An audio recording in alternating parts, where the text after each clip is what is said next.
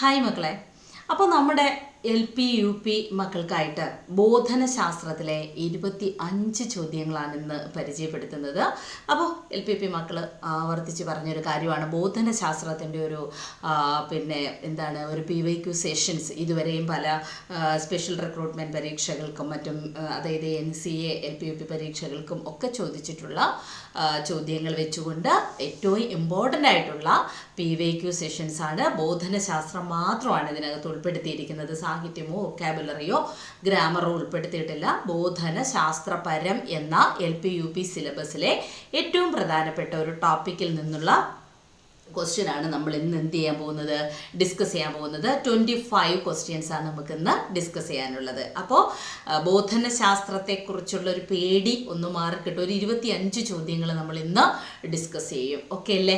അപ്പോൾ പിന്നെ നമുക്ക് നാളെ ബാക്കി കാര്യങ്ങൾ ടെലഗ്രാമിലൂടെ തരാം. അത്യാവശ്യം കാര്യങ്ങൾ എന്ത് ഡൗട്ട് ഉണ്ടെങ്കിലും പറഞ്ഞുതരാം. അപ്പോൾ നമുക്ക് എന്തായാലും ക്ലാസ്സിലേക്ക് പോയാലോ? ഓക്കെ അല്ലേ? യെസ്. അപ്പോൾ നോക്കാം. ഉൾക്കാഴ്ച പഠനം ഏത് മനഃശാസ്ത്ര ചിന്താധാരയുടെ സംഭാവനയാണ്? ഉൾക്കാഴ്ച പഠനം ഏത് മനഃശാസ്ത്ര ചിന്താധാരയുടെ സംഭാവനയാണ് എന്നുള്ളതാണ് ഒന്നാമത്തെ ചോദ്യം. സമഗ്രതാവാദം അഥവാ ഗസ്റ്റാൾട്ടിസം. എന്താണ് ആൻസർ? സമഗ്രതാവാദം അഥവാ ഗസ്റ്റാൾട്ടിസം ആണ് ഉൾക്കാഴ്ച പഠനം ഏത് മനഃശാസ്ത്ര ചിന്താധാരയുടെ സംഭാവനയാണ്? സമഗ്രതാവാദത്തിൻ്റെ, അതായത് ഗസ്റ്റാൾട്ടിസം. ആരാണ് ഇതിൻ്റെ പ്രയോക്താവ്? സമഗ്രതാവാദത്തിൻ്റെ മാക്സ് വെർത്തിമർ. ആരാണ്? മാക്സ് വെർത്തിമർ ആണ് ഗസ്റ്റാൾട്ട് മനഃശാസ്ത്രത്തിൻ്റെ ഉപജ്ഞാതാവ്. യെസ്. അപ്പോൾ അതിനെയാണ് ഉൾക്കാഴ്ച പഠനം എന്നത് ഗസ്റ്റാൾട്ടിസത്തിൻ്റെ സമഗ്രതാവാദത്തിൻ്റെ ചിന്താധാരയാണ്. ഇനി ജ്ഞാനനിർമ്മിതിവാദത്തിൻ്റെ പ്രയോക്താവ്, അതായത് കോഗ്നിറ്റീവ് കൺസ്ട്രക്റ്റിവിസം, ആരാണ്? യെസ്, അത് ജീൻ പിയാഷെ. ആരാണ്? ജീൻ പിയാഷെ ആണ് ജ്ഞാനനിർമ്മിതിവാദത്തിൻ്റെ പ്രയോക്താവ്. ഇനി മാനവികതാവാദം. രണ്ടുപേരാണ് മാനവികതാവാദത്തിൻ്റെ പ്രമുഖ പ്രചാരകരായി കണക്കാക്കപ്പെടുന്നത്. കാൾ റോജേഴ്സും എബ്രഹാം മാസ്ലോവും. ആരൊക്കെയാണ്? കാൾ റോജേഴ്സ് പിന്നെ എബ്രഹാം മാസ്ലോവ്. അപ്പോൾ ഇവരെയാണ് നമ്മൾ മാനവികതാവാദത്തിൻ്റെ പ്രയോക്താക്കളായിട്ട് കണക്കാക്കുന്നത്. അപ്പോൾ വ്യവഹാരവാദമോ? John B Watson. ആരാണ്? John B behaviourism. John B വാട്സനെയാണ് നമ്മൾ വ്യവഹാരവാദത്തിൻ്റെ അഥവാ ബിഹേവിയറിസത്തിൻ്റെ പ്രമുഖ പ്രയോക്താവായി കണക്കാക്കുന്നത്. അത് ഈ പാവ്ലോവിൻ്റെയും മറ്റും ചിന്തകളും സിദ്ധാന്തങ്ങളെ കുറിച്ച് പഠനം നടത്തുകയും അതിൻ്റെ അടിസ്ഥാനത്തിലാണ് ജോൺ ബി വാട്സൺ വ്യവഹാരവാദം എന്ന സിദ്ധാന്തം രൂപീകരിക്കുന്നത്. മാനവികതാവാദമോ? കാൾ റോജേഴ്സും എബ്രഹാം മാസ്ലോവും. ജ്ഞാനനിർമ്മിതിവാദമോ? ജീൻ പിയാഷെ. സമഗ്രതാവാദം എന്നതാണ് ഉൾക്കാഴ്ച പഠനം എന്ന മനഃശാസ്ത്ര ചിന്താധാര കടന്നു വരുന്നത് സമഗ്രതാവാദത്തിലാണ്, അല്ലെങ്കിൽ ഗസ്റ്റാൾട്ട് സിദ്ധാന്തത്തിലാണ്. മാക്സ് വെർത്തിമർ ആണ് മനഃശാസ്ത്രജ്ഞനാണ് ഉൾക്കാഴ്ച പഠനം അഥവാ സമഗ്രതാവാദത്തിൻ്റെ പ്രമുഖ പ്രയോക്താവ്. ഓക്കെ അല്ലേ? അപ്പോൾ നമ്മുടെ ചോദ്യം ഇതായിരുന്നു. ഉൾക്കാഴ്ച പഠനം ഏത് മനഃശാസ്ത്ര ചിന്താധാരയുടെ സംഭാവനയാണ്? സമഗ്രതാവാദം. അതിൻ്റെ പ്രയോക്താവ് മാക്സ് വെർത്തിമർ. അതിൻ്റെ അനുബന്ധ വസ്തുതകളായിട്ടാണ് ജ്ഞാനനിർമ്മിതിവാദത്തെക്കുറിച്ചും മാനവികതാവാദത്തെക്കുറിച്ചും വ്യവഹാരവാദത്തെക്കുറിച്ചും നമ്മളൊന്ന് പറഞ്ഞു പോയത്. ഓക്കെ അല്ലേ? പഠിക്കാനായി പഠിക്കുന്നതാണ് പഠനം.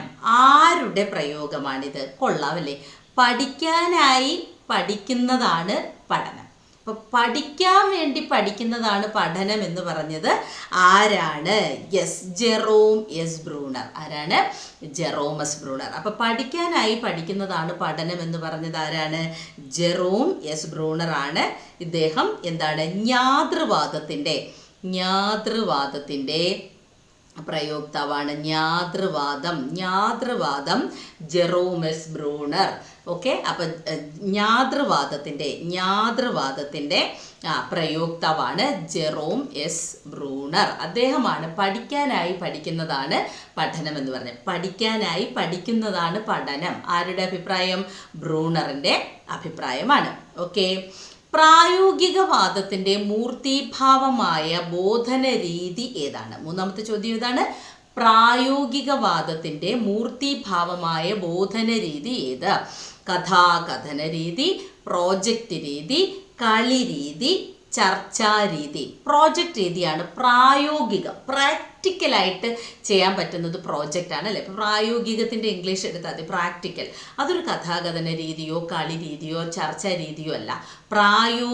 പ്രാക്ടിക്കലായിട്ട് പ്രോജക്റ്റ് ചെയ്തു എന്ന് വിചാരിച്ചാൽ മതി. അപ്പോൾ പ്രായോഗിക വാദത്തിൻ്റെ മൂർത്തിഭാവം നമ്മൾ കുട്ടികൾക്ക് പ്രാക്ടിക്കൽ വർക്ക് കൊടുക്കുന്നതാണ് എന്ത്? പ്രോജക്റ്റ്. അങ്ങനെ കണക്കാക്കുക. പ്രായോഗികവാദത്തിൻ്റെ മൂർത്തിഭാവമായ ബോധന രീതി ഏതെന്ന് ചോദിച്ചാൽ പ്രോജക്റ്റ് രീതി. ബുദ്ധിപരമായ സത്യസന്ധത പാലിച്ചുകൊണ്ട് എന്തും ഏത് നിലവാരത്തിലുമുള്ള ആരെയും പഠിപ്പിക്കാനാകുമെന്ന് അഭിപ്രായപ്പെട്ടത് ആരാണ്? പക്ഷെ അവിടെ നമ്മൾ എന്ത് വേണം? ഒരു ബുദ്ധിപരമായ സത്യസന്ധത വേണം. അങ്ങനെ ആ ബുദ്ധിപരമായ സത്യസന്ധത എന്ന കൺസെപ്റ്റ് കൊണ്ടുവന്നത് ആരാണ്? ജെറോം എസ് ബ്രൂണർ അല്ലെ. ജ്ഞാതൃവാദത്തിൻ്റെ ആളായ ജെറോം എസ് ബ്രൂണറാണ് അങ്ങനെ പറഞ്ഞത്. ബുദ്ധിപരമായ ഒരു സത്യസന്ധത. യെസ്, അതുകൊള്ളാം അല്ലെ. ബുദ്ധിപരമായ സത്യസന്ധത പാലിച്ചുകൊണ്ട് എന്തും ആരെയും എങ്ങനെ വേണമെങ്കിലും പഠിപ്പിക്കാം എന്ന് പറഞ്ഞത്, ഏത് നിലവാരത്തിലുള്ളവരെയും നമുക്ക് പഠിപ്പിക്കാനാകും എന്ന് പറഞ്ഞത് ജെറോം എസ് ബ്രൂണറാണ്. അപ്പം നാലാമത്തെ ചോദ്യത്തിൻ്റെ ആൻസർ ഡി ആണ്, ജെറോം എസ് ബ്രൂണർ. ബുദ്ധിപരമായ സത്യസന്ധത ബ്രൂണർ. ഇനി അഞ്ചാമത്തെ ചോദ്യത്തിലേക്ക് നമുക്ക് വരാം. ആശയ സമ്പാദന മാതൃക ആവിഷ്കരിച്ചത് ആരാണ്? അഞ്ചാമത്തെ ചോദ്യം നോക്കൂ. ആശയ സമ്പാദന മാതൃകയും ബ്രൂണർ തന്നെയാണ്. ആശയ സമ്പാദന മാതൃക. അപ്പം ആശയങ്ങൾ എന്താണ്? സമ്പാദിച്ചുകൊണ്ട് പഠനം മുന്നേറണം. അപ്പോൾ സാധാരണയായി ഒരു കുട്ടി ക്ലാസ്സിൽ വെച്ച് ആശയ സമ്പാദനത്തിന് ഉപയോഗിക്കുന്ന ഏറ്റവും പ്രധാനപ്പെട്ട മാർഗമാണ് ശ്രവണം. എന്താണ്? ശ്രവണം. അപ്പം ആശയ സമ്പാദനത്തിന് ഒരു കുട്ടി ഏറ്റവും പ്രധാനമായി കൈക്കൊള്ളുന്ന ടൂൾ ഏതാണ്? ഉപകരണം ഏതാണ്? ശ്രവണമാണ്. പിന്നെയൊക്കെ വായന വരുന്നുള്ളൂ. ആദ്യം കുട്ടി കേൾക്കുന്നതിൽ നിന്നാണ് കുട്ടി ആശയം സമ്പാദിക്കുന്നത്. ഓക്കെ അല്ലേ? അപ്പം ആശയ സമ്പാദന മാതൃക നമ്മുടെ അഞ്ചാമത്തെ ചോദ്യം. ആൻസർ ബ്രൂണറാണ്. യെസ്. ആറാമത്തെ ചോദ്യത്തിലേക്ക് പോകുന്നു. താഴെ പറയുന്നവയിൽ പഠന ശൈലിയിൽ പെടാത്തത് എന്താണ്? നമുക്ക് കുട്ടികളിലേക്ക് അനുവർത്തിക്കാൻ പറയാവുന്നൊരു പഠന ശൈലിയിൽ ഉൾപ്പെടാത്ത കാര്യമാണ് ചോദിച്ചിരിക്കുന്നത്. പെടാത്തത് ഏതെന്നാണ്? കണ്ടുപഠിക്കൽ, ഉരുവിട്ടു പഠിക്കൽ, കേട്ടുപഠിക്കൽ, ചെയ്തു പഠിക്കൽ. കണ്ടുപഠിക്കണം കാഴ്ചയിലൂടെ, കേട്ടുപഠിക്കണം ശ്രവണത്തിലൂടെ, ചെയ്തു പഠിക്കൽ പ്രായോഗികമായ പ്രവർത്തനങ്ങളിലൂടെ, ഉരുവിട്ട് പഠിക്കൽ അതായത് ഇങ്ങനെ ആവർത്തിച്ച് അതായത് ബൈ ഹാർട്ട് ചെയ്ത് റിപ്പീറ്റ് ചെയ്ത് പറഞ്ഞു പഠിക്കൽ ഇത് ഒരു നല്ല പഠന ശൈലി അല്ല. ഇനി ഏഴാമത്തെ ചോദ്യത്തിലേക്ക് വരാം. ആവർത്തനമാണ് പഠനത്തിൻ്റെ മാതാവ് എന്ന് അഭിപ്രായപ്പെട്ടത് ആരാണ്? അതായത് റിപ്പിറ്റേഷൻ, ആവർത്തനം, അതാണ് പഠനത്തിൻ്റെ മാതാവ് എന്ന് പറഞ്ഞത് ആരായിരുന്നു? തൊണ്ടൈക്കിൻ്റെ പഠന സിദ്ധാന്തമാണ് ആവർത്തനമാണ് പഠനത്തിൻ്റെ മാതാവ്. ആവർത്തനമാണ് പഠനത്തിൻ്റെ മാതാവ് എന്ന് അഭിപ്രായപ്പെട്ടത് ആരാണ്?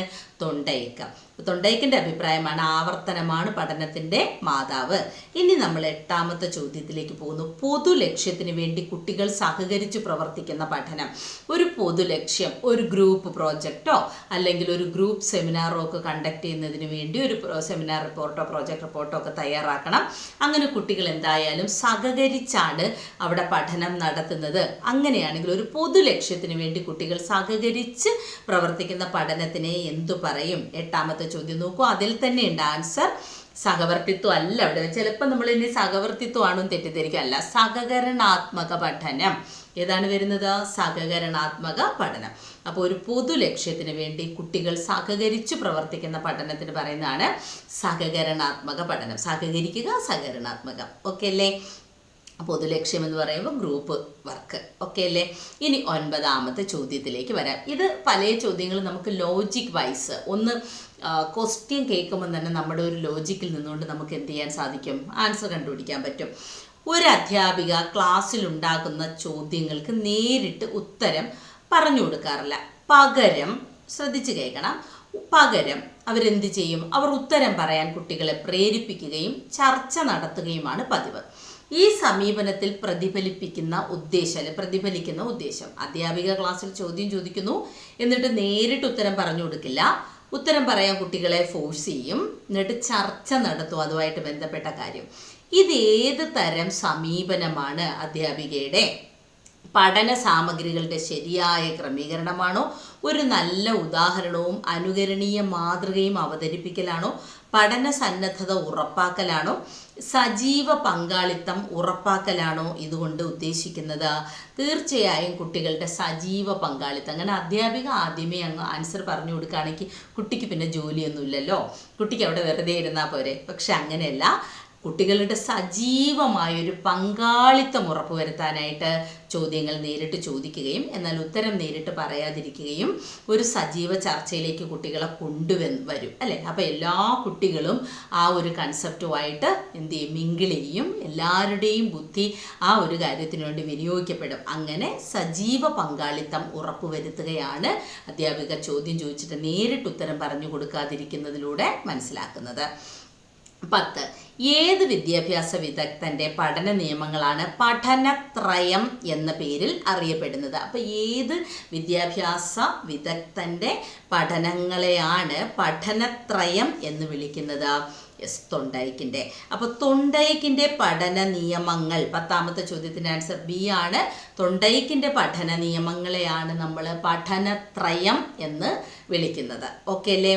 11ാമത്തെ ചോദ്യത്തിലേക്ക് നമ്മൾ പോകുന്നു. നമ്മുടെ 11ാമത്തെ ചോദ്യം നോക്കാം. അപ്പോൾ ഇപ്പോൾ 11ാമത്തെ ചോദ്യത്തിൽ എത്തി നിൽക്കുകയാണ്. 11 മിനിറ്റും ഇവിടെ ആയിട്ടുണ്ട്. 11ാമത്തെ ചോദ്യം, ജീൻ പിയാഷെയുടെ സിദ്ധാന്തമനുസരിച്ച് വികസിപ്പിച്ച ബോധന മാതൃക ഏതാണ്? ഓക്കെ, ജീൻ പിയാഷെയുടെ സിദ്ധാന്തം അനുസരിച്ച് വികസിപ്പിച്ചൊരു ബോധന മാതൃകയുണ്ട്. അതേതാണ്? അഡ്വാൻസ് ഓർഗനൈസർ മാതൃക, ബി ആശയാധാന മാതൃക, സി വൈജ്ഞാനിക വികസന മാതൃക, ഡി ജൂറി പ്രുഡൻഷ്യൽ ഇൻക്വയറി മാതൃക. ഏത് മാതൃകയാണ് ജീൻ പിയാഷെയുടെ സിദ്ധാന്തം അനുസരിച്ച് വികസിപ്പിച്ചെടുത്തത്? വൈജ്ഞാനിക വികസന മാതൃക. അപ്പോൾ ജീൻ പിയാഷെയുടെ നിർദ്ദേശമനുസരിച്ച് അല്ലെങ്കിൽ സിദ്ധാന്തം അനുസരിച്ച് വികസിപ്പിച്ചെടുത്ത ബോധന മാതൃകയുടെ പേരാണ് വൈജ്ഞാനിക വികസന മാതൃക. എന്താണ് വൈജ്ഞാനിക വികസന മാതൃക? വിദ്യാർത്ഥികളുടെ കോട്ടങ്ങൾ അപ്പപ്പോൾ പരിഹരിക്കുന്നതിനും നേട്ടങ്ങൾ വിലയിരുത്തുന്നതിനും വേണ്ടി നടത്തുന്ന മൂല്യനിർണ്ണയത്തിന് പറയുന്ന പേരെന്താണ്? ഒന്നുകൂടെ, വിദ്യാർത്ഥികളുടെ കോട്ടങ്ങൾ, അവരുടെ പ്രശ്നങ്ങൾ, പ്രോബ്ലംസ് അപ്പോൾ തന്നെ സോൾവ് ചെയ്ത് അവരുടെ നേട്ടം, എന്തൊക്കെ അഡ്വാൻറ്റേജസ് ആണ് അവർക്കുണ്ടായത്, അതൊക്കെ നടത്തുന്നതിന് വേണ്ടി നടത്തുന്ന മൂല്യനിർണ്ണയത്തിന് പറയുന്ന പേരെന്താണ്? ഉദ്ദേശ്യാധിഷ്ഠിത മൂല്യനിർണ്ണയം, പ്രവർത്തനാധിഷ്ഠിത മൂല്യനിർണ്ണയം, ആത്യന്തിക മൂല്യനിർണ്ണയം, സംരചനാ മൂല്യനിർണ്ണയം. യെസ്, കോട്ടങ്ങൾ അപ്പോൾ പരിഹരിക്കുന്നതിനും നേട്ടങ്ങൾ വിലയിരുത്തുന്നതിനുമൊക്കെ സംരചനാ മൂല്യനിർണ്ണയമാണ് ഉപയോഗിക്കുന്നത്. ആത്യന്തിക മൂല്യനിർണ്ണയം അല്ല, സമ്മേറ്റീവ് അല്ല, ഫോർമേറ്റീവ്. സംരചന മൂല്യനിർണ്ണയം അപ്പോഴുള്ള കാര്യങ്ങൾ പരിഹരിക്കാൻ അല്ലെ, യൂണിറ്റ് ടെസ്റ്റ് പോലെയൊക്കെ ഉള്ളത് നടത്തിക്കൊണ്ടുപോകുന്നതിനും കുട്ടിക്ക് എന്താണ് കുട്ടിയുടെ അപ്പോഴപ്പോഴുള്ള നേട്ടങ്ങൾ പിന്നെ വിലയിരുത്തുന്നതിനും കുട്ടിക്ക് എന്തെങ്കിലും പ്രോബ്ലംസ് ഉണ്ടെങ്കിൽ അത് അപ്പോൾ തന്നെ സോൾവ് ചെയ്യുന്നതിനും ഒക്കെ ആയിട്ടാണ് സംരചനാ മൂല്യനിർണ്ണയം ഉപയോഗിക്കുന്നത്. യെസ്, ഇനി നമ്മൾ 13ാമത്തെ ചോദ്യത്തിലേക്ക് കടക്കുന്നു. ചുവടെ നൽകിയവയിൽ വസ്തുനിഷ്ഠ ചോദ്യം ഏതാണ്? അതായത് മെറ്റീരിയലിസ്റ്റിക്. കുട്ടിക്ക് ഭാവനയുടെ അതിപ്രസരമൊന്നും കലർത്തണ്ട, അല്ലാതെ തന്നെ കുട്ടിക്ക് ആൻസർ ചെയ്യാൻ പറ്റുന്നത് വസ്തുനിഷ്ഠ ചോദ്യം. ആത്മനിഷ്ഠം എന്ന് പറഞ്ഞാൽ അവൻ്റെ സംഭാവനകൾ വരും, അവൻ്റെ ഭാവന വരും, അവൻ്റെ ബുദ്ധി അവൻ വികസിപ്പിച്ച് മാത്രമേ ആൻസർ ചെയ്യാൻ പറ്റുള്ളൂ. അങ്ങനെ വല്ലതും ഉള്ളതാണോ? വസ്തുനിഷ്ഠ ചോദ്യം, ഉപന്യാസം, തുറന്ന ചോദ്യം, ഹ്രസ്വോത്തര ചോദ്യം, ശരിയോ തെറ്റോ ചോദ്യം. ഇവിടെ ആൻസർ വസ്തുനിഷ്ഠ ചോദ്യത്തിൽ വരുന്നത് ശരിയോ തെറ്റോ ചോദ്യം എന്നതാണ്. ഇനി 14ാമത്തെ ചോദ്യത്തിലേക്ക് പോകുന്നു. ഒരു സവിശേഷ വിഷയത്തിൽ ഒരാളുടെ പ്രകടനം എന്തായിരിക്കണമെന്ന് മുൻകൂട്ടി പ്രവചിക്കാൻ ഉപയോഗിക്കുന്ന ശോധകം. അപ്പോൾ ഏതെങ്കിലും ഒരു സവിശേഷ വിഷയം, ഒരു പ്രത്യേക വിഷയം, ഇപ്പോൾ വിദ്യാഭ്യാസ സമ്പ്രദായത്തിനെ കുറിച്ചോ അല്ലെങ്കിൽ തകഴിയുടെ വെള്ളപ്പൊക്കത്തിൽ എന്ന കഥയെക്കുറിച്ച് ക്ലാസ്സിലൊരു ചർച്ച അവതരിപ്പിക്കുകയോ ഒരു പെർട്ടിക്കുലർ ടോപ്പിക് എടുക്കുമ്പോൾ അതിൽ ഒരു വ്യക്തിയുടെ പെർഫോമൻസ് എങ്ങനെയായിരിക്കണം എന്ന് മുൻകൂട്ടി പ്രവചിക്കാൻ ഉപയോഗിക്കുന്ന ശോധകമാണ് സിദ്ധി ശോധകം അഥവാ അച്ചീവ്മെൻറ്റ് ടെസ്റ്റ്, നിദാന ശോധകം അഥവാ ഡയഗ്നോസ്റ്റിക് ടെസ്റ്റ്, പ്രക്ഷേപ ശോധകം അഥവാ പ്രോജക്റ്റീവ് ടെസ്റ്റ്, പ്രോഗ്നോസ്റ്റിക് ടെസ്റ്റ് അഥവാ പ്രോഗ്നോസ്റ്റിക് ടെസ്റ്റ്. അപ്പോൾ ഒരു പ്രത്യേക വിഷയത്തിന്മേൽ ഒരു വ്യക്തിയുടെ പ്രകടനം എന്തായിരിക്കണമെന്ന് മുൻകൂട്ടി പ്രവചിക്കാൻ കഴിയുന്നതാണ് പ്രോഗ്നോസ്റ്റിക് ടെസ്റ്റ്. പ്രോഗ്നോസ്റ്റിക് ടെസ്റ്റ് പ്രകാരം ഒരു പ്രത്യേക വിഷയത്തിന്മേൽ ഒരു വ്യക്തിക്കുള്ള പ്രകടനം എന്തായിരിക്കണമെന്ന് മുൻകൂട്ടി പ്രവചിക്കാൻ കഴിയുന്ന ശോധകമാണ് പ്രോഗ്നോസ്റ്റിക് ടെസ്റ്റ്.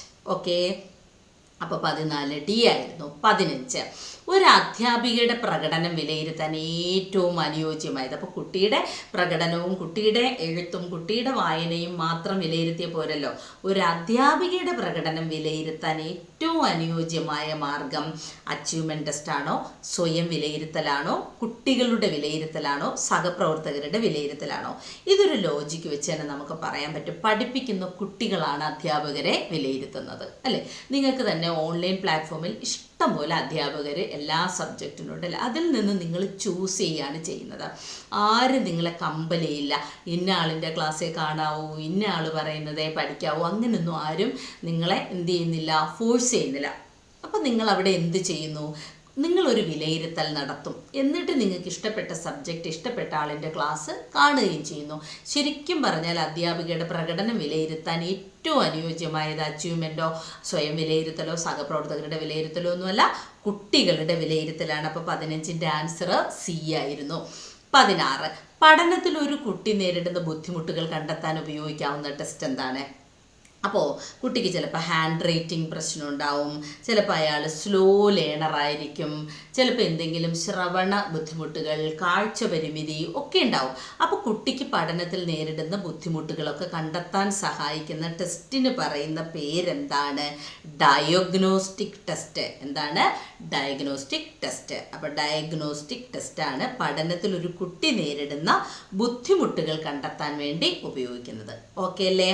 യെസ്. എന്നാൽ ഒരു വ്യക്തിക്ക്, ഒരു പ്രത്യേക കാര്യത്തിന് ഒരു വ്യക്തിക്ക് എങ്ങനെ തൻ്റെ പ്രകടനം കാഴ്ചവെക്കാൻ കഴിയുമെന്ന് മുൻകൂട്ടി അറിയുന്നതിന് പ്രോഗ്നോസ്റ്റിക് ടെസ്റ്റ് എന്ന് പറയും.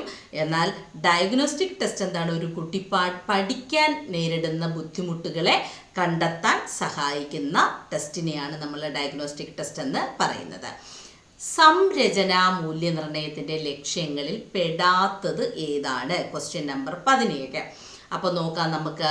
സംരചനാ മൂല്യനിർണ്ണയത്തിൻ്റെ ലക്ഷ്യങ്ങളിൽ ഉൾപ്പെടാത്തത്, അതിൻ്റെ ക്യാരക്ടറിസ്റ്റിക്സിൽ, ഫോർമാറ്റീവ് അസസ്മെൻറ്റിൻ്റെ ക്യാരക്ടറിസ്റ്റിക്സിൽ വരാത്തത്, കുട്ടികളുടെ നേട്ടങ്ങൾ കണ്ടെത്തുക ആവശ്യമാണല്ലോ, ഗ്രേഡുകൾ നൽകുന്നതിനുള്ള മാനദണ്ഡമായി വർത്തിക്കുക, രക്ഷിതാക്കളെ കുട്ടികളുടെ പഠന പുരോഗതി അറിയിക്കാം, അതും ആവശ്യമാണല്ലോ, ബോധന സമയത്തെ പഠന പുരോഗതി നിർണ്ണയിക്കുക, അതിൻ്റെ ആവശ്യമില്ല. കാരണം ഒന്ന് കുട്ടിയുടെ നേട്ടം കണ്ടെത്തണം. ഓരോ ടെസ്റ്റ് കഴിയുമ്പോഴും ഇമ്പ്രൂവ്മെൻ്റ് ആണോ അതോ ആൾ പുറകിലേക്ക് പോയിട്ടുണ്ടോ, ഇതൊക്കെ അറിയണ്ടേ? കുട്ടിയുടെ പ്രകടനം അത് ഒരു ഇമ്പോർട്ടൻറ്റ് ഫാക്റ്റ് തന്നെയാണ്. ഇനിയുള്ളത് കുട്ടികളുടെ നേട്ടങ്ങളൊക്കെ ഗ്രേഡുകൾ നൽകുന്നതിനുള്ള മാനദണ്ഡം, എങ്ങനെ കുട്ടിക്ക് ഗ്രേഡ് നൽകാൻ പറ്റും, അതും സംരചനാ മൂല്യനിർണ്ണയത്തെ അടിസ്ഥാനപ്പെടുത്തിയാണ് ഗ്രേഡുകൾ നൽകി പോകുന്നത്. പിന്നെ കുട്ടികളെ രക്ഷിതാക്കളെ കുട്ടികളുടെ പുരോഗതി, പഠന പുരോഗതി അറിയിക്കാനും ഇത് ഉപകരിക്കും. ഈ പല യൂണിറ്റ് ടെസ്റ്റുകൾ, അതായത് ഫോർമാറ്റീവ് അസസ്മെൻ്റ് ഒക്കെ നടത്തുമ്പോൾ കുട്ടിയുടെ പഠനം നിലവാരം എവിടെ എത്തി നിൽക്കുന്നതെന്ന് പാരൻസിനെ അറിയിക്കാനും സാധിക്കും. പക്ഷേ ബോധന സമയത്തെ പഠന പുരോഗതി നിർണ്ണയിക്കാനായിട്ട് സംരചന മൂല്യനിർണ്ണയം ഉപയോഗിക്കില്ല. അപ്പോൾ അതുകൊണ്ട് നമുക്ക് 17-ന് D തന്നെ കൊടുക്കാം.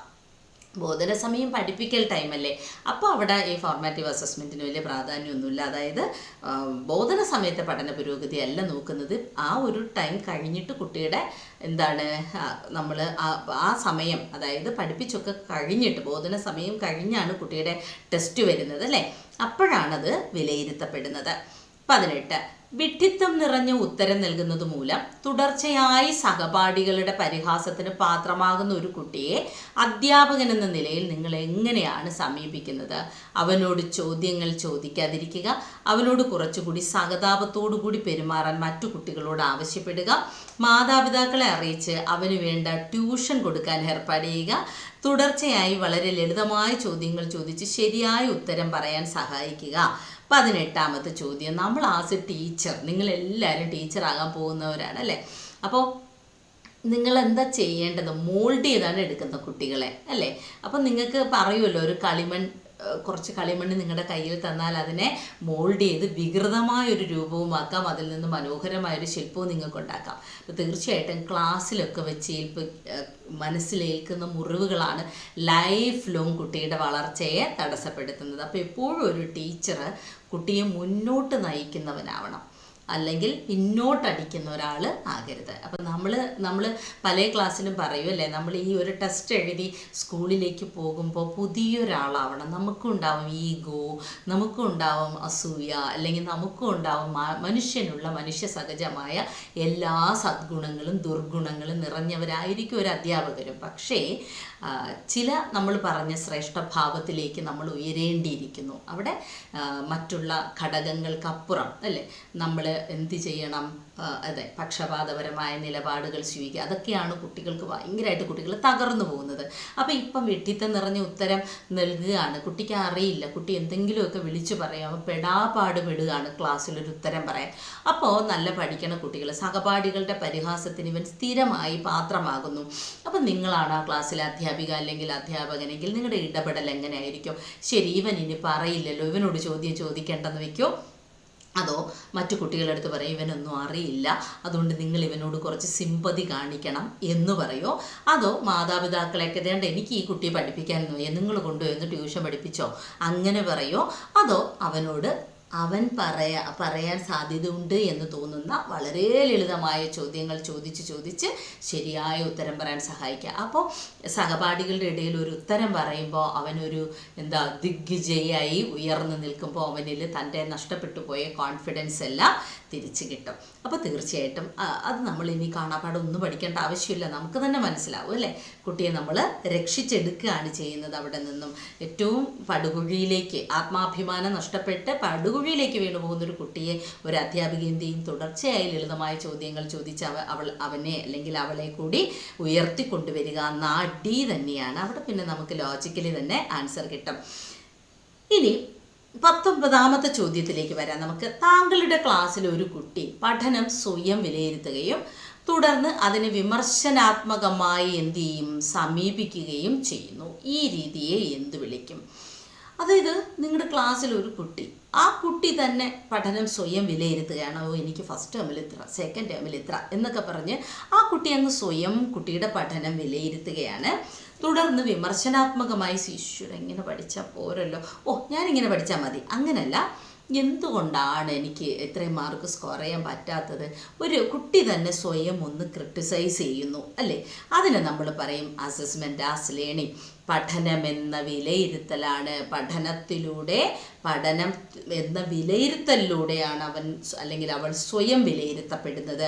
പഠനത്തിന് വേണ്ടിയുള്ള വിലയിരുത്തലല്ല, അതുപോലെ പഠനത്തെ വിലയിരുത്തലുമല്ല, ഈ പഠനമെന്ന വിലയിരുത്തലാണ്. അതായത് ഒരു കുട്ടി സ്വയം വിലയിരുത്തുകയും അതിനെ വിമർശനാത്മകമായി സമീപിക്കുകയും ചെയ്യുന്നതിനെയാണ് നമ്മൾ പഠനമെന്ന വിലയിരുത്തൽ, അസസ്മെൻ്റ് ആസ് ലേണിംഗ് എന്ന് പറയുന്നത്. ഓക്കെ, ഇനി സഹവൈജ്ഞാനിക മേഖലകളെ വിലയിരുത്താൻ അനുയോജ്യമായ മാർഗം എന്താണ്? അപ്പോൾ ഇപ്പോൾ സഹവൈജ്ഞാനിക മേഖലകളെന്ന് പറഞ്ഞാൽ ഒരു വിജ്ഞാന ശാഖയുമായി ബന്ധപ്പെട്ട് അതിൻ്റെ തന്നെ അനുബന്ധം അല്ലെങ്കിൽ അതിൻ്റെ തന്നെ സപ്പോർട്ടിങ് സബ്ജക്ട്സ് ഉണ്ടാവും അല്ലേ? എന്തിൻ്റെയെങ്കിലും അനുബന്ധ വൈജ്ഞാനിക മേഖലകളെ വിലയിരുത്താൻ. അപ്പോൾ അതുപോലെ ഒരു കുട്ടിക്കുള്ള കഴിവ് പഠിക്കാൻ മാത്രമല്ല, അവന് സ്പോർട്സിൽ, ആർട്സിൽ അനുബന്ധമായി അവനുള്ള കഴിവുകളെയൊക്കെ വിലയിരുത്താൻ അനുയോജ്യമായൊരു മാർഗം ഏതാണെന്ന് നോക്കാം നമുക്ക്. Absolute grading, relative grading, marking സമ്പ്രദായം, ഡയറക്റ്റ് ഗ്രേഡിംഗ്. അപ്പോൾ സഹവൈജ്ഞാനിക മേഖലകളെ വിലയിരുത്താൻ വേണ്ടത് ഡയറക്റ്റ് ഗ്രേഡിംഗ് ആണ്. അപ്പോൾ സഹവൈജ്ഞാനിക മേഖലകളെ, കുട്ടിയുടെ സഹവൈജ്ഞാനിക മേഖലകൾ, സ്കോളാസ്റ്റിക് ആക്ടിവിറ്റീസ്, അതുപോലെ അക്കാഡമിക് ആക്ടിവിറ്റീസ്, അപ്പോൾ അങ്ങനെയുള്ള എല്ലാ വൈജ്ഞാനിക മേഖലകളെയും വിലയിരുത്താൻ ഡയറക്റ്റ് ഗ്രേഡിംഗ് ആണ് നല്ലത്. ഇനി മൂല്യനിർണ്ണയത്തിൻ്റെ ലക്ഷ്യം അല്ലാത്തതേത്? മുദ്രണം ചെയ്യൽ അഥവാ ലേബൽ ചെയ്യുക. നീ പഠിക്കാത്ത കുട്ടി, നീ പഠിക്കുന്ന കുട്ടി, അങ്ങനെ ലേബലിംഗ് ആണോ അതോ ഫീഡ്ബാക്ക് നൽകലാണോ? നിദാന നിർണയവും പരിഹാരബോധനവും. പഠിക്കാൻ പറ്റാത്ത കാരണം, നിദാനം എന്ന് പറഞ്ഞാൽ എന്താണ്? കാരണമാണ്. നിദാനം കാരണം. അപ്പം നിനക്ക് പഠിക്കാൻ പറ്റില്ലല്ലോ കുഞ്ഞ്, ഇതാണ് കേട്ടോ കാരണം. അത് കണ്ടെത്തി പരിഹരിക്കാനായിട്ടുള്ളൊരു ബോധനവും നമ്മൾ കൊടുക്കണം. സ്ഥാനം നൽകൽ, സ്ഥാനവും നമുക്ക് മൂല്യനിർണ്ണയത്തിനനുസരിച്ച് സ്ഥാനം നൽകാമല്ലോ, 1ാം സ്ഥാനം 2ാം സ്ഥാനമൊക്കെ. അപ്പോൾ ഈ മൂല്യനിർണ്ണയത്തിൻ്റെ ലക്ഷ്യം അല്ലാത്തത് ഏതെന്നാണ് ചോദിച്ചത്? മുദ്രണം ചെയ്യൽ. ലേബലിങ്ങിൻ്റെ ആവശ്യമില്ല. കുട്ടി ഇങ്ങനത്തെ കുട്ടിയാണ് അങ്ങനത്തെ കുട്ടിയാണെന്നൊരു ലേബലിങ്ങിൻ്റെ ആവശ്യം ഇല്ല. ഇനി 22, പ്രൈമറി ക്ലാസ്സുകളിൽ അവലംബിക്കുന്ന ഗ്രേഡിംഗ് രീതി ഏതാണ്? ക്വസ്റ്റ്യൻ നമ്പർ 22, പ്രൈമറി ക്ലാസ്സുകളിൽ അവലംബിക്കുന്ന ഗ്രേഡിംഗ് ഏതാണ്? 22 നമുക്ക് എന്തു പറയാം? സി പറയാം. നേരിട്ടുള്ള അബ്സല്യൂട്ട് ഗ്രേഡിംഗ് ആണ്. നേരിട്ടുള്ള ഗ്രേഡിംഗ്, റിലേറ്റീവ് ഗ്രേഡിംഗ്, നേരിട്ടല്ലാതെയുള്ള അബ്സല്യൂട്ട് ഗ്രേഡിംഗ്, സി ആണ് ആൻസർ. 22 സി, നേരിട്ടുള്ള അബ്സല്യൂട്ട് ഗ്രേഡിംഗ്. ഇനി പലവട്ടം പരീക്ഷയ്ക്ക് ചോദിച്ചിട്ടുള്ളതാണ്, പ്രൈമറി തലത്തിൽ നടത്തുന്ന ബോധന രീതി ഏതാണെന്ന്, അല്ലെങ്കിൽ സമീപനം ഏതാണെന്ന്? ഉദ്ഗ്രഥിത സമീപനം. എന്താണ് ഉദ്ഗ്രഥിത സമീപനം? അപ്പോൾ ഉദ്ഗ്രഥിത സമീപനം അല്ലെങ്കിൽ ഉദ്ഗ്രഥിത പഠന രീതി എന്ന് പറഞ്ഞാൽ ബന്ധപ്പെടുത്തി പഠിപ്പിക്കൽ. പ്രൈമറി തലത്തിൽ പഠിപ്പിക്കുന്നതിനെ ബന്ധപ്പെടുത്തിയാണ് UP-യിൽ അല്ലേ അത് പഠിപ്പിക്കുന്നത്. UP-യിൽ നിന്ന് ഹൈസ്കൂളിൽ നിന്നും ഹയർ സെക്കൻഡറിയിലേക്ക്. അപ്പോൾ ഇങ്ങനെ പരസ്പരം ബന്ധപ്പെടുത്തി പഠിപ്പിക്കുന്നതാണ് ഉദ്ഗ്രഥിത സമീപനം. അപ്പോൾ ഈ പ്രൈമറി ക്ലാസ്സുകളിൽ അവലംബിക്കുന്ന ഗ്രേഡിംഗ് രീതിക്ക് പറയുന്ന പേരാണ് നേരിട്ടുള്ള അബ്സല്യൂട്ട് ഗ്രേഡിംഗ്. പ്രൈമറി തലത്തിലെ നിരന്തര മൂല്യനിർണ്ണയത്തിൻ്റെ പ്രധാന ഉദ്ദേശം എന്താണ്? 23 നമുക്ക് നോക്കാം. കുട്ടിയുടെ പഠന പുരോഗതി ഉറപ്പാക്കുക, കുട്ടിയുടെ പഠന പുരോഗതി രക്ഷിതാക്കളെ അറിയിക്കുക, അധ്യാപകൻ്റെ ബോധന നിലവാരം ഉറപ്പുവരുത്തുക, കുട്ടിയുടെ പഠന പുരോഗതി മേലധികാരി അറിയിക്കുക. കുട്ടിയുടെ പഠന പുരോഗതി ഉറപ്പാക്കലാണ്. LP UP ക്ലാസ്സിലൊക്കെ പഠിക്കുന്ന ഒരു കുട്ടിയുടെ നിലവാരം എങ്ങനെയായി എന്ന് അധ്യാപിക ഒന്ന് ഉറപ്പാക്കാൻ വേണ്ടിയിട്ടാണ്. പഠന പുരോഗതി കിട്ടണമല്ലോ, അതിനു വേണ്ടിയാണ് നിരന്തര മൂല്യനിർണ്ണയം CCE നടത്തുന്നത്. 24, ഏത് തരം വിലയിരുത്തലിലാണ് അതീത ചിന്തയുള്ളത്? ഏത് തരം വിലയിരുത്തലിലാണ് അതീത ചിന്ത ഉള്ളത്? പഠനത്തിനായുള്ള വിലയിരുത്തൽ, പഠനത്തിൻ്റെ വിലയിരുത്തൽ തന്നെ പഠനം, ഇതൊന്നുമല്ല. സി ആണ്, വിലയിരുത്തൽ തന്നെ പഠനം. അസസ്മെൻറ്റ് ആസ് ലേണിങ്ങിലാണ് എന്ത് വരുന്നത്? അതീത ചിന്ത എന്ന ഒരു കൺസെപ്റ്റ് കടന്നു വരുന്നത്. ഇനി 25, നിലവിലെ പരീക്ഷാ സമ്പ്രദായം അനുസരിച്ച ചുവടെ പറയുന്ന ഏത് മേഖലയാണ് പ്രധാനമായും പരീക്ഷിക്കപ്പെടുന്നത്? വൈജ്ഞാനിക മേഖല, വൈകാരിക മേഖല, നൈപുണീപര മേഖല, മേൽപ്പറഞ്ഞവയെല്ലാം. പക്ഷേ നിലവിലെ ഒരു പരീക്ഷാ സമ്പ്രദായം അനുസരിച്ച് കുട്ടിയുടെ വൈജ്ഞാനിക മേഖലയാണ് പ്രധാനമായും പരീക്ഷിക്കപ്പെടുന്നത്. കാരണം എഴുത്ത് പരീക്ഷയാണ് അതിനകത്ത് മെയിനായിട്ട് വരുന്നത്. അപ്പോൾ കുട്ടിയുടെ വൈജ്ഞാനിക മേഖല, അത് എഴുത്ത് പരീക്ഷ മാത്രമല്ല, വൈജ്ഞാനികം കുട്ടിയുടെ വിജ്ഞാനം അളക്കുന്ന രീതിയിൽ മാത്രമുള്ള ഒരു പരീക്ഷാ സമ്പ്രദായമാണ് നിലവിൽ ഉള്ളത്.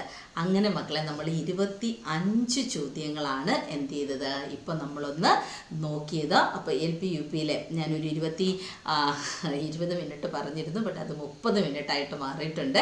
കുഴപ്പമില്ല, 30 മിനിറ്റിൽ 25 ചോദ്യങ്ങളാണ് നമ്മൾ ഡിസ്കസ് ചെയ്തത്. പക്ഷേ ഏറ്റവും പ്രധാനപ്പെട്ട ബോധനശാസ്ത്രത്തിൽ നിന്നുള്ള 25 ചോദ്യങ്ങളാണ്. ബോധനശാസ്ത്രത്തിലെ ചോദ്യങ്ങൾ പരീക്ഷയ്ക്ക് ആവർത്തിച്ച് തന്നെ വരുന്നുണ്ട്. 1-2 മാർക്ക്, ചിലപ്പോൾ 3 മാർക്കിലേക്കും എത്തിച്ചേരാം. ഇനി PSCയുടെ പുതിയ നയം എങ്ങാനും മാറ്റി 4 മാർക്കിലേക്കൊക്കെ എത്താം. സോ ഈ തന്ന 25 ചോദ്യങ്ങളും ഒന്നുകൂടെ വായിക്കുക. സിമ്പിളായിട്ടാണ് പറഞ്ഞിട്ടുള്ളത്. സോ നന്നായിട്ടൊന്ന് വായിക്കുക. Okay, by.